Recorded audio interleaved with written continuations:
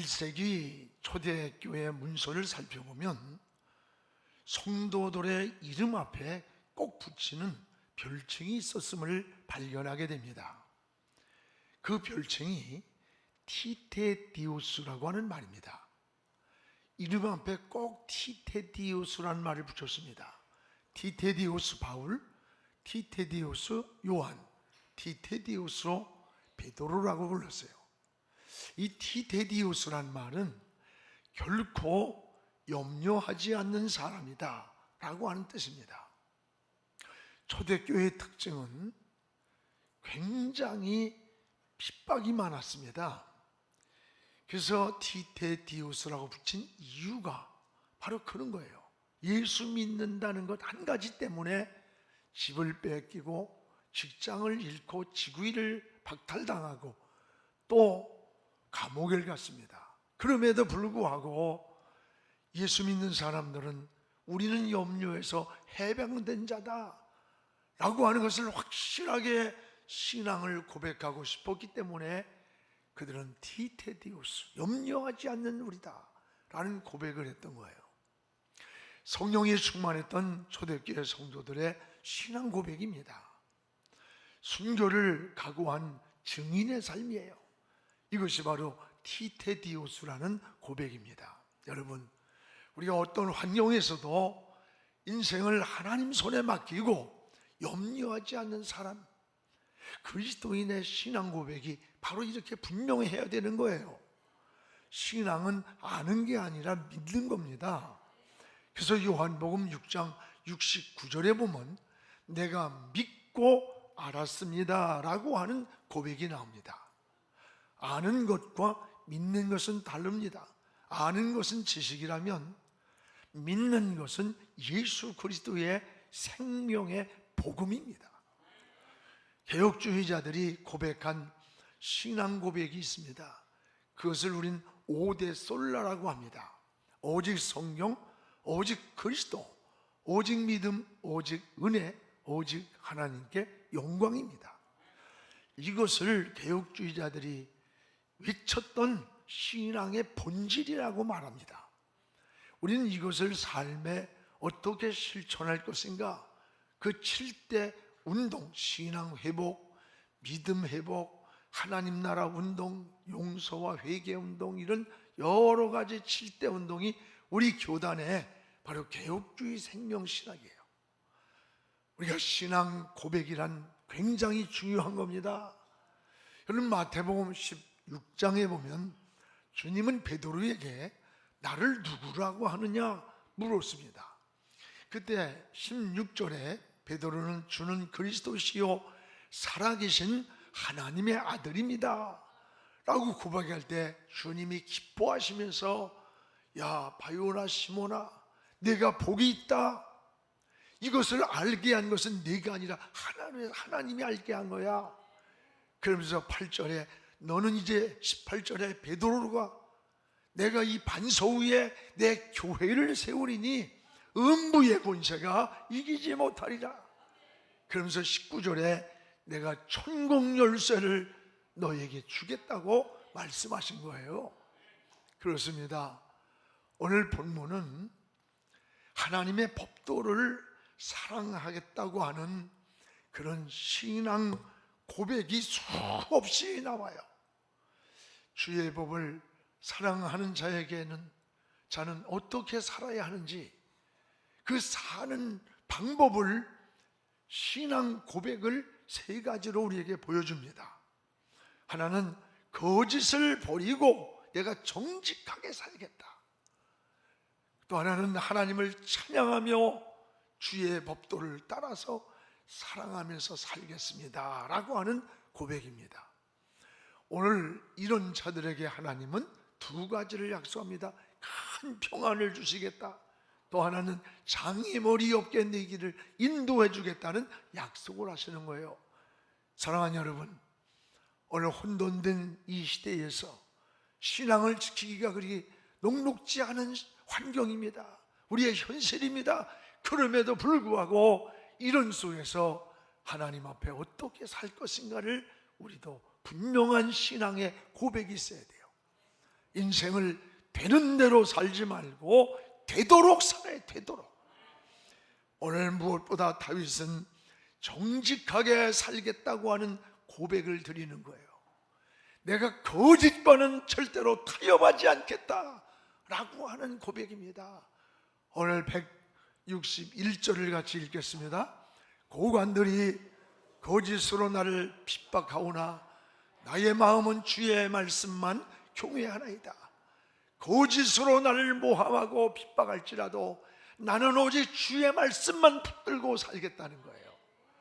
이게 오늘 시편 119편은 굉장히 성경 가운데 제일 긴 데가 119편이에요. 근데 여기에 거짓에 대한 말씀이 여러 번 나옵니다. 29절에 거짓 행위를 내게서 떠나가게 하소서.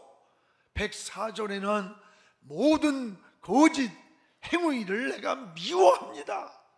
161절에는 거짓으로 나를 핍박했다고 하는 고백이에요.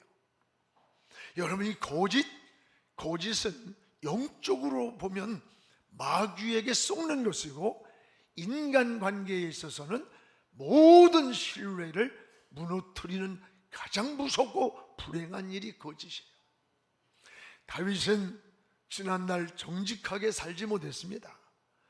이를 통해서 엄청난 인생의 고난을 경험했어요.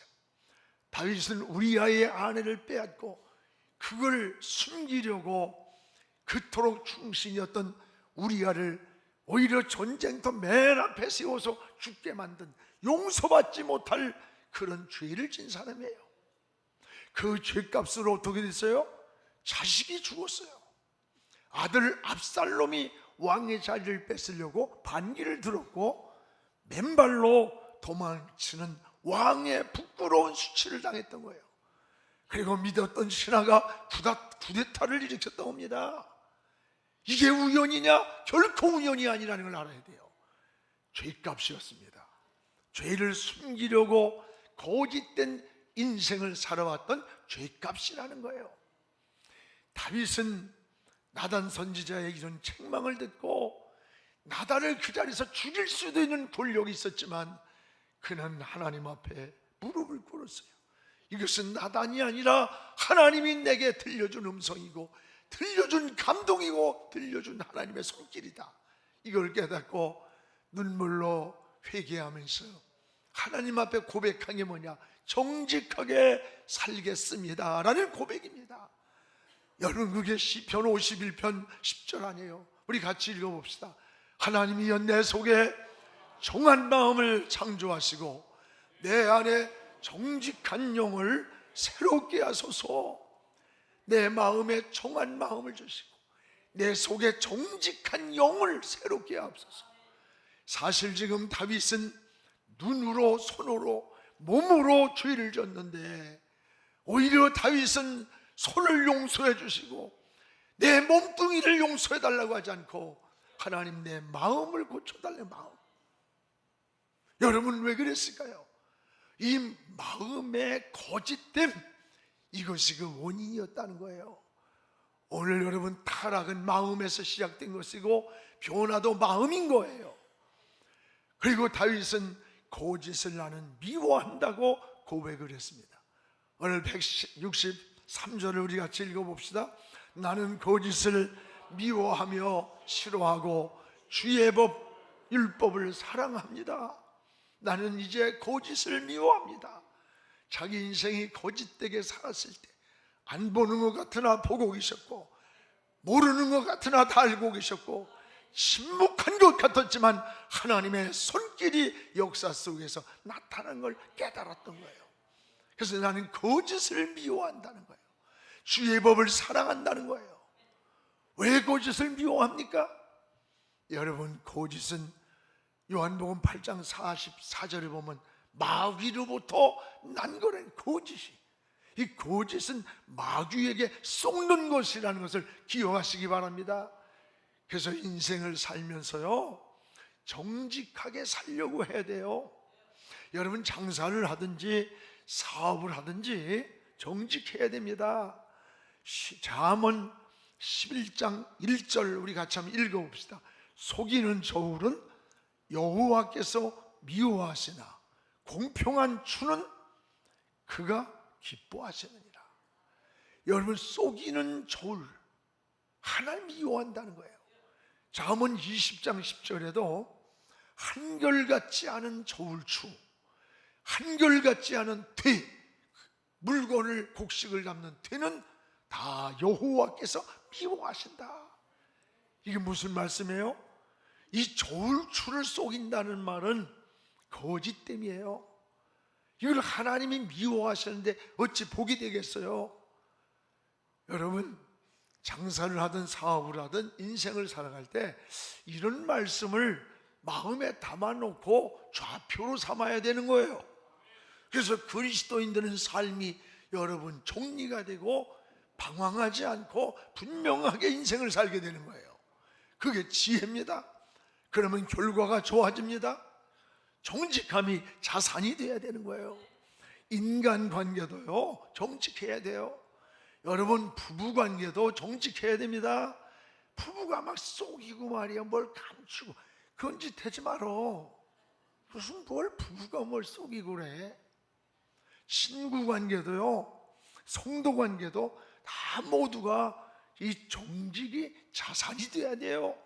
여러분, 이 물질 문제에 있어서도 신용이 분명해야 돼. 친한 사람일수록요 물질 관계가 깨끗해야 되고 맺지 않아야 돼. 그게 지혜입니다. 나라도 마찬가지예요. 나라도 정직한 나라가 되어야 돼. 그 나라마다 국민성의 특성을 설명하고 있잖아요.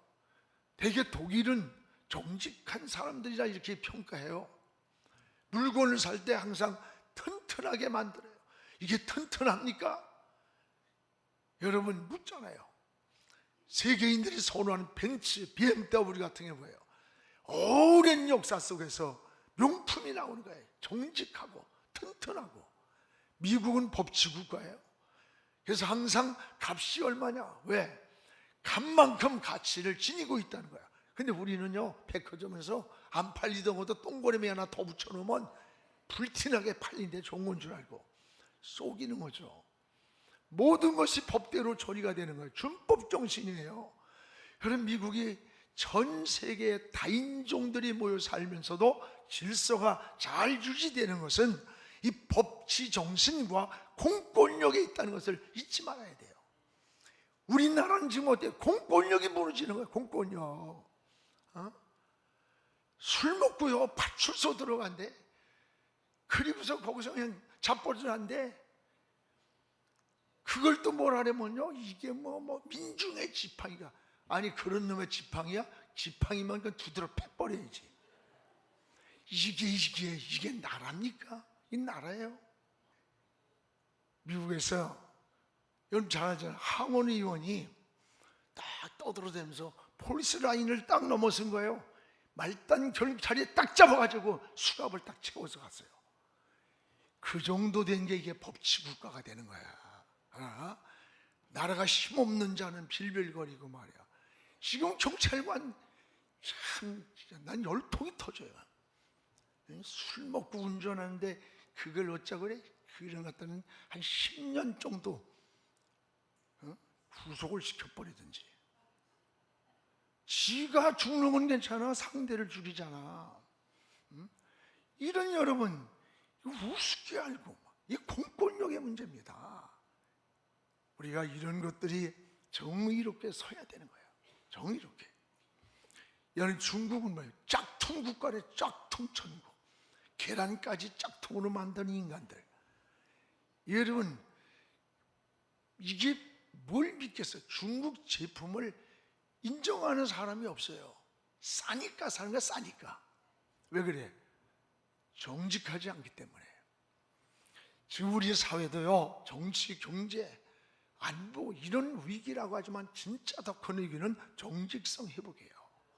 우리가 정직함을, 여러분 이 사회가 정치도 정직하게 비전이 있고 뭔가 꿈을 심어주고 모두가 다 그럴 때 이게 건강하고 좋은 사회가 되는 거예요.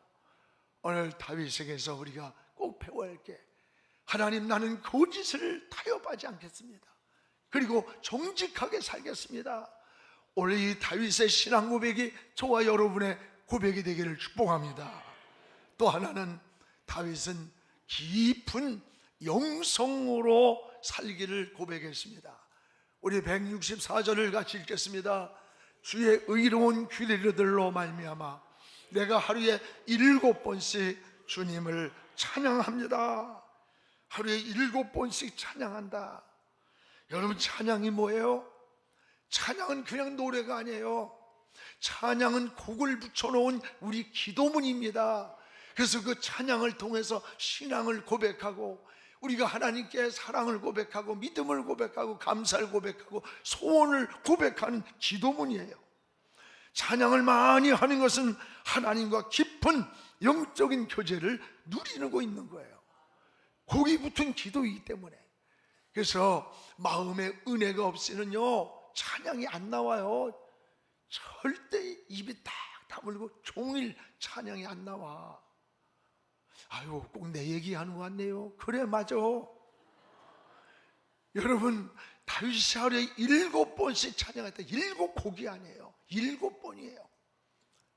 끊임없이 찬양시로 하나님께 감사하고, 하나님께 어려울 때 호소하고, 하나님을 의지하고, 하나님께 용서를 구하며 하나님과 교통했던 거예요. 7번씩 찬양했다는 고백입니다. 오늘 찬양에는 깊은 영성이 있습니다. 찬양에는 능력이 있습니다. 여러분, 마음에 감사와 은혜가 없이는 찬양을 그런데 못해요. 마음에 세상 근심 걱정으로 꽉 들어차 있는데 무슨 찬양이 나오겠어요? 마음에 하나님의 영의 은혜가 있어야 돼요. 그래서 찬양에는 영성이 있고 능력이 있어요. 여러분, 사무엘상 16장 23절에 보면 다윗을 사울이 죽이려고 창을 던지는 거예요. 그때 수금을 다윗이 탈 때 사울에게 붙어있던 악신이 떠나갔다는 거예요. 찬양할 때. 사도행전 16장에 바울과 실라가 기도하고 찬양할 때 옥토가 움직이고 옥문이 열리고 또 쇠사슬이 풀리는 기적이 일어났어요. 이것이 찬송의 위력인 것입니다. 계시록 7장에 보면 흰옷을 입은 수많은 사람들이 호산나를 부르며 하나님을 찬양하는 거예요. 이때 사도 요한이가 물어요. 저들이 누구냐고. 계시록 7장 14절에 보면은 어린 양의 피로, 저들은 어린 양의 피로 그 옷을 희귀한 자들이다. 어린 양 예수의 피로 희귀한 자들이 저 호산나를 부리며 헬 수 없는 수많은 저들이 찬양하는 모습을 사도 요한이가 보았던 거예요. 그 어린 양의 피로 흰옷을 입은 자들이 누굴까? 구원받은 여러분입니다. 찬양하는 거예요. 그래서 계시록 5장 9절에 이것을 찬양을 새 노래를, 새 노래. 큰 노래가 있나요? 새 노래가 뭐예요? 찬양의 영혼에서 드리는, 하나님을 향하여 드리는 것을 새 노래라고 불렀어요. 계시록 6장 3절에 보면 이사야가 성전에 올라가서 기도를 한 동안에 하늘이 열렸어요. 그리고 하나님 보좌 곁에서 거대한 성가대가 거룩하다 거룩하다 스랍들이 찬양하는 모습을 보았던 거예요. 이번에 우리가 45주년에 우리 교단의 7,000명의 성가대가 핸델의 메시아 할렐루야 이걸 찬양할 때 가슴이 뭉클하고 어떤 분은 한없이 눈물을 흘렸다고 고백을 해요. 감격의 은혜였어요. 전에 우리가 선교를 갔습니다. 선교지를 왕복 12시간을 오가면서 찬송가를 1장부터 불렀어요. 1장, 2장 부르고 3장입니다 5장입니다 10장, 50장 100장, 150장을 읽는데 성령이 임재하기 시작합니다. 함께 동행한 성가대원, 저기 선교대원들이 여기저기서 막 흐느껴 우는 거예요. 저도 순간에 찬송을 부르다가 막 눈물이 막 쏟아지고 은혜가 돼요. 회개가 되고 기뻐서 감격하기도 하고 놀라운 은혜였어요. 전 그때의 찬송의 은혜를 깊이 체험했어요. 그 이후로 선교 여행을 떠날 때는 찬송을 부르게 되었어요. 여러분, 그러면 멀미도 안 해요. 불평들도 안 해. 피곤도 돌아고요. 목적지 도착할 때까지 얼굴에 막 성령의 충만한 모습을 보게 됩니다. 여러분 마음속에 하나님의 영이 교통하기 때문입니다. 할렐루야. 사랑하는 여러분, 여러분은 하루에 찬송을 몇 곡 정도 부릅니까? 찬송을 부를 수 있다는 것은 하나님과 영적인 교통을 하고 있는 거예요. 찬송은 곡이 있는 기도문입니다. 늘 찬송을 통해 영적 생활의 승리를 선포하며 성령이 충만하기를 주의 이름으로 축복합니다. 다윗은 오늘 주의 법도를 사랑한다고 고백합니다. 주의 법을 사랑하는 자에게는 큰 평안이 있으니 그에게는 장애물이 없다. 오늘 하나님 말씀을 사랑하는 자에게 두 가지 은혜를 약속하셨어요.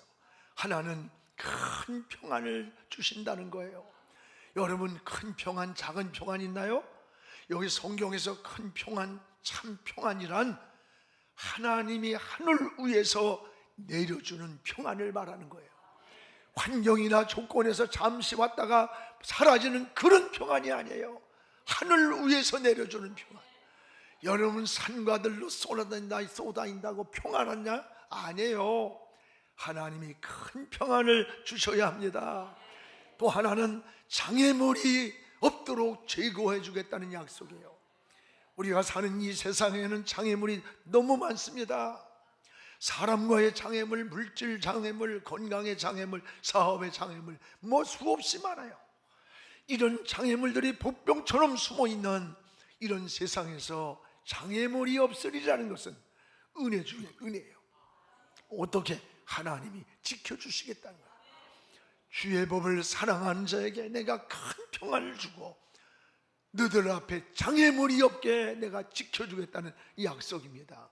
오늘 다윗은 얼마나 하나님 말씀을 사랑하며 얼마나 살았는지 몰라요. 그래서 시편 119편 103절에 보면 주의 말씀이 어찌 그리 단지요, 주의 말씀이 어찌 그리 단지요, 내 입에 꿀보다 더 나은다. 여러분 하나님 말씀의 은혜를 체험한 거예요. 주의 말씀이 어찌 그리 단지, 꿀보다 더합니다. 그리고 시편 119편 105절에 주의 말씀은 내 발의 등이요 내가 걸어가는 인생길의 빛입니다. 인생의 앞길을 비춰주는 등불과 같다는 고백인 것입니다. 그렇습니다. 여러분 신앙의 회복이 뭐예요? 따라합시다. 말씀으로 돌아가자. 다시 말씀으로 돌아가는 것, 이게 신앙의 회복인 것입니다. 말씀으로 돌아가면 영원히 삽니다. 여러분 말씀은 생명이에요. 히브리 4장 12절에 말씀은 살았고 운동력이 있어서 좌우의 날선 어떤 검보다 예리해서 우리의 영혼도 마음도 육체도 다 찔러 쪼개 수술하는 수술도라고 그랬어요. 생명이 움직이는 거예요. 생명이 글이 아니에요. 말씀은 또 여러분 아모스 7장에 보면 다림줄이에요. 다림줄. 다림줄이 뭐예요? 건축할 때 딱 못을 박고 줄을 내리고 줄을 달아요. 왜? 기준을 만들기 위해서. 다림줄에 의해서 벽돌을 쌓고 집을 짓는 거예요. 오늘 여러분 우리 인생의 다림줄이 뭡니까? 성공의 다림줄이 뭡니까? 여러분 삶의 목표를 향한 다림줄이 뭡니까? 흔들리지 않는 주의 말씀이 다림줄 되기를 축복합니다. 오늘 하나님 말씀을 다림줄로 삼을 때, 기준으로 삼을 때 반드시 하나님이 지켜주고 하나님이 평안을 주고 하나님이 인도해 준다는 약속이에요. 또한 예레미야 23장 29절에는 하나님 말씀은 사람을 변화시키는 능력이라고 그랬어요. 내 말이 불과 같지 않느냐, 반석을 부서뜨리는 방망이와 같지 않느냐. 어떤 완악한 사람이랄지라도 어떤 사람이라도 하나님 말씀이 속으로 들어가면 반석을 부서뜨리고 불같이 태워버린다는 거예요. 여러분 우리가 변화시키는 거 아니에요? 하나님이 변화시키는 거예요. 말씀이 들어가면 변화되는 거예요. 여러분 전도할 때 그냥 인상이 험하고 그러니까 저 인간은 예수 안 믿을 것 같다고 그러지 말아요. 그 사람이 더 예수 잘 믿어. 뺀질뺀질한 것들이 더 뺀질뺀질하고 안 믿어요. 믿을 것 같은 인간이 더 안 믿어. 그건 하나님만 하시는 거예요. 여러분 남편이 교회 안 나온다고 그거 포기하고 저 인간은 버린 인간이야, 하나님이 버리지 않는데 어떻게 당신이 버려? 내 말이 불과하지 않느냐? 반석을 부서뜨리는 하나님의 능력임을 알지 못하느냐? 그렇습니다. 사랑하는 성도 여러분, 오늘 신앙인의 진정한 고백은 오늘 다윗처럼 정직하게 살기를 기도해야 되는 거예요. 어느 곳에 있든지 늘 내 영혼이 찬양하면서 하나님을 찬양하면서 기도를 고백하는 거예요. 그리고 주의 말씀을 사랑하며 사는 겁니다. 이것이 신앙 고백이에요. 이런 신앙인의 영적인 삶이고 풍성한 은혜의 삶이에요. 오늘 여러분의 신앙이 바로 티테디우스, 결코 이 세상 것들로 염려하지 않는 하나님의 사람으로 사는 이런 신앙의 고백이 여러분의 삶이 되기를 주의 이름으로